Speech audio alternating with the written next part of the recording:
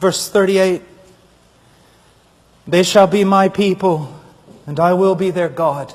He doesn't say, I hope so, maybe, if I get lucky, if I can get enough evangelists to work with me, maybe this will all come out right.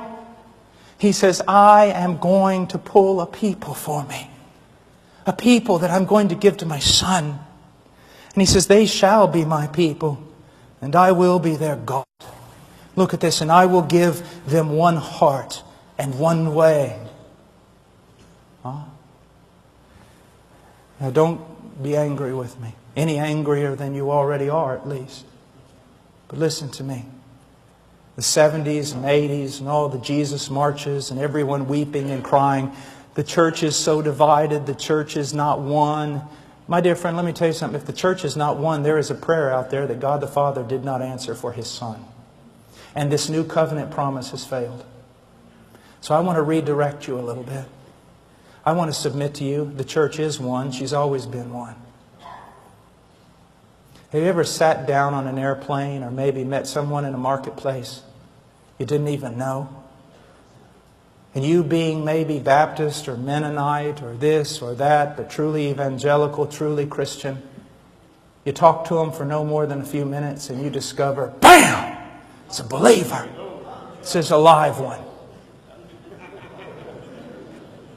And at that moment, you'd give your life for him. You'd give your life for him.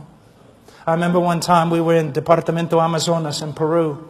And it was during the time of the Sendero Luminoso and the civil war that was going on there. We rode 22 hours up in the back of a grain truck under a black tarp. And at about midnight, we pulled the tarp off, the truck stopped, and we jumped off into the jungle. We stayed the night just at the edge of the jungle and made our ways up to a place called Ingenio in Tambolik. About halfway up, we got lost in the dark the next day. So we were praying, me and my dear friend Paco, we were praying, oh God, give us some direction. We're lost. We don't, if we're found in here, the terrorists owned the place, the military wouldn't even go in. And we cried out, oh God, give us some direction. Help us. We heard a bell. Then we heard somebody talking. It was a strange conversation at first, we thought. But then we realized it was a little boy coming in from the fields with his burro, and he was talking to his burro. And so we got behind him and we followed, and then we stood on the edge of the town, little village, huts, adobe homes.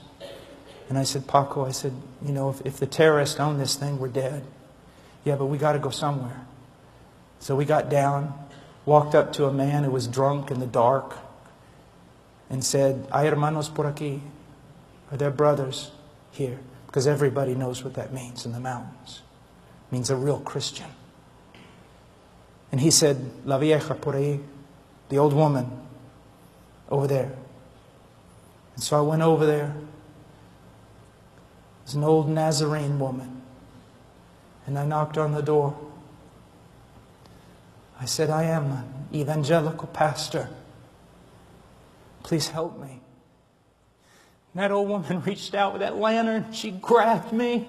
She pulled me inside. She grabbed Paco, took us down. Her house was cut out of a kind of a cliff in the mud, and took us down in the basement where there was some hay and chickens and things. And she sat us there and she lit a lamp. And then a little boy came in and she called to him and said, go get the other brothers. And they started bringing chickens and yucca and everything else, risking their life. Why? Because we are one. Stop saying all these silly things that you're saying, that the body of Christ is divided and it's a mess and it's full of sin. I would not talk about the bride of Christ that way if I was you. What you've got is a bunch of goats and tares among the sheep. And because very little biblical, compassionate church discipline is practiced, they live among the sheep, they feed on the sheep, and they destroy the sheep. And those of you who are leaders in the church are going to pay a high penalty when you stand before the one who loves them. Because you did not have enough courage to stand up and confront the wicked. As a matter of fact, listen to me. The average scenario in North America with regard to churches, by and large, the churches are democracies. And I don't want to get into the ifs or pros or cons of that. But here's what happens. Because the preaching of the gospel is so low, the church is basically, the majority of it are carnal, lost people. And because it is a democracy, they by and large govern the direction of the church. And because the pastor doesn't want to lose the great number of people, and because he has wrong ideas regarding evangelism and true conversion, he caters to the wicked in his church. And his little group of true sheep that belong to Jesus Christ are sitting there in the midst of all the theater, in the midst of all the worldliness, in the midst of all the multimedia going, we just want to worship Jesus and we just want someone to teach us the Bible, and pastors are going to pay for that.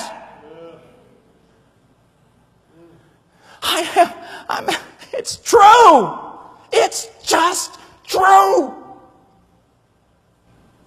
You're saying, oh, you're just angry. My dear friend, you know what it costs me to say this? It's true. Trying to keep together a bunch of wicked people while a little flock in the midst of them are starving to death and are made to go in directions they don't want to go with the carnal majority. Listen to me.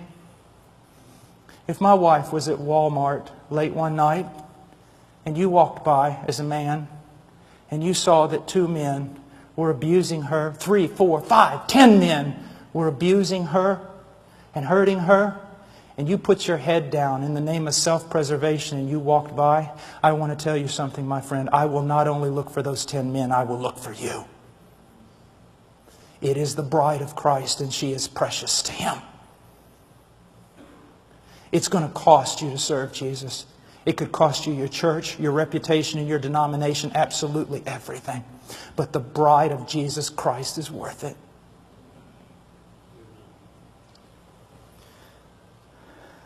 And look what it says. I love this. Look, 39. I will give them one heart and one way. And what is that way? It's Christ and it's holiness.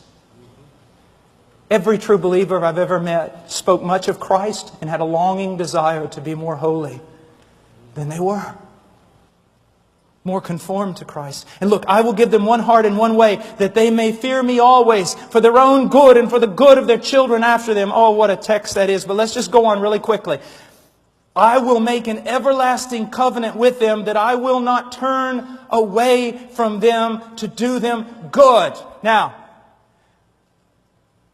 we just read this and so many people who are wicked, who are lost, they just go to church on Sunday. They hear this verse. Yes, God has made an everlasting covenant with me. He will never turn away from me. Never, never. I am secure because of God's grace. But they fail to read the second part. And look what it says. I will make an everlasting covenant with them, that I will not turn away from them to do them good. And I will put the fear of me in their hearts so that they will not turn away from me. The evidence that God's made an everlasting covenant with you, sir, is that He's put the fear of God in you so that you will not turn away from Him. And if you turn away from Him and He does not discipline you and you continue turning away from Him, it is evidence that He has not put His fear in you. You have not been regenerated and you have no covenant with God at all. Oh, it's true. He says, pay close attention to yourself and to your teaching. Preserve in these things, for as you do this, you will ensure salvation, both for yourself, for those who hear you. Let's just finish with this. This verse means almost nothing in the evangelical community today. How many pastors do you think and preachers take it seriously? I need to pay close attention to myself to ensure salvation for me and for those who hear me. I have a question, Pastor. When was the last time you examined your own life to see if you were in the faith? To see if you really know Him.